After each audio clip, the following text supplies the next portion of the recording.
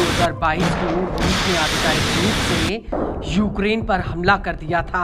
लेकिन अगर अमेरिका की अगुवाई में नाटो नहीं होता तो यूक्रेन अभी तक नक्शे से मिट गया होता।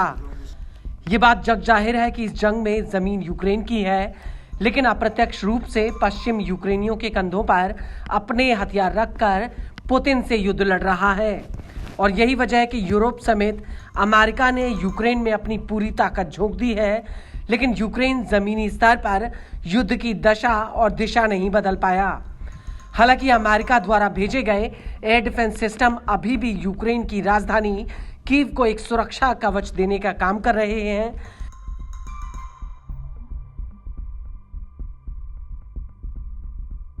लेकिन अब ऐसा लगता है कि पुतिन ने इसकी भी काट ढूंढ निकाली है।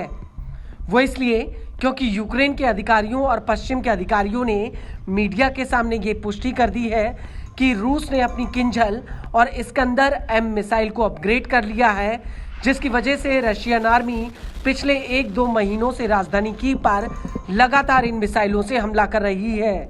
क्योंकि अगस्त 2025 तक इन दोनों मिसाइलों को चिन्हित करने की दर 37% थी, वो अब सितंबर 2025 में गिरकर सिर्फ 6% रह गई है।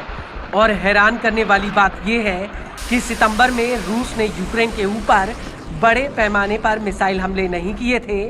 उसके बावजूद यूक्रेन में तैनात अमेरिका का patriot air defence system in मिसाइलों को इंटरसेप्ट करने में नाकाम रहा है।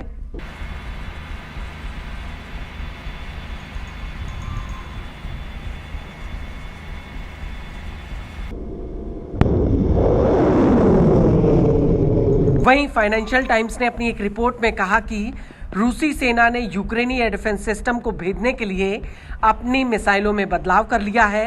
अब ये मिसाइलें सामान्य आर्क में उड़ती हैं, उसके बाद वो तेजी से टर्मिनल डाइव लगा सकती हैं या पैट्रियट इंटरसेप्टर को चकमा देने के लिए युद्धाभ्यास कर सकती हैं।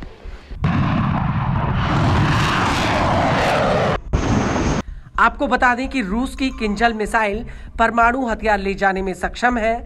साल 2018 में रूस के राष्ट्रपति पुतिन ने पहली बार इस मिसाइल से पर्दा उठाया था। इस मिसाइल को मिग-31K और अन्य लड़ाकू जेट से दागा गया था। किंजल की रेंज करीब 2000 किलोमीटर तक है। ये मिसाइल आखिरी पड़ाव में मैक 10 की स्पीड से उड़ान भर सकती है, जिससे इसे हवा में पकड़ पाना बेहद ही मुश्किल है। वहीं इस्कंदर एम एक बैलिस्टिक मिसाइल है जो टारगेट पर नीचे हमला करने से पहले उच्च आर्क वाले रास्ते पर उड़ान भरती है। ये मिसाइल कम ऊंचाई के साथ साथ समतल रास्ते पर उड़ान भर सकती है, जिससे इसे पकड़ पाना बेहद ही मुश्किल है।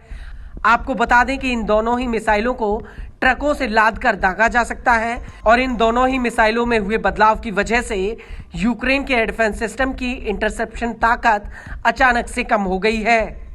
और मौजूदा समय में यूक्रेन में पैट्रियट अमेरिका का इकलौता ऐसा एयर डिफेंस सिस्टम है जो रूस की बैलिस्टिक मिसाइलों को रोकने के लिए वहां तैनात है।